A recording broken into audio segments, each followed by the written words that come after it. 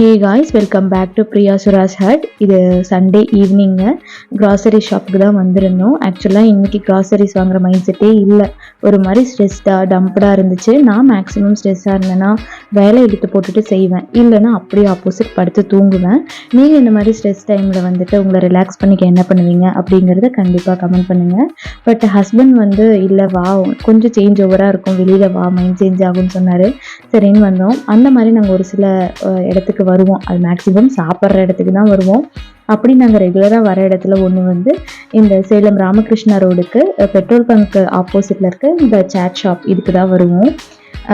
கரெக்டாக சொல்லணும், விஜய் ஹாஸ்பிட்டலுக்கு சைடில் வர ரோட்டில் இந்த ஷாப் இருக்குது. குட்டியாக தான் இருக்கும் கடை, பட் ரொம்பவே டேஸ்ட்டாக இருக்கும். அதே மாதிரி ஹைஜீனாக இருக்கும். நான் தம்பியை வச்சுட்டு வரதுனால மேக்ஸிமம் இங்கே இந்த மாதிரி இடம் தான் ட்ரை பண்ணுவேன். அதனால் நீங்கள் தாராளமாக என்னை நம்பலாம். அதே மாதிரி எல்லாமே ஃப்ரெஷ்ஷாக இருக்கும். அவங்க வந்து சொன்னாங்க, இந்த மாதிரி அன்னன்னைக்கு எவ்வளோ வேஸ்ட்னாலும் போட்டுருவோம், நெக்ஸ்ட் டே ஃப்ரெஷ்ஷாக தான் ஸ்டார்ட் பண்ணுவோன்னு. பட் இருந்தாலும் நம்ம சாப்பிட்றப்ப அதை தெரிஞ்சுப்போம்ல, அந்த மாதிரி நான் டேஸ்ட் பண்ணியிருந்தேன். ரொம்பவே ஃப்ரெஷ்ஷாக இருக்கும். இங்கே வந்துன்னா நான் ரெகுலராக சாப்பிட்றது பிரெட் ஆம்லேட் தாங்க, எனக்கு ரொம்ப பிடிக்கும். நீங்கள் போனீங்கன்னா கண்டிப்பாக ட்ரை பண்ணுங்கள்.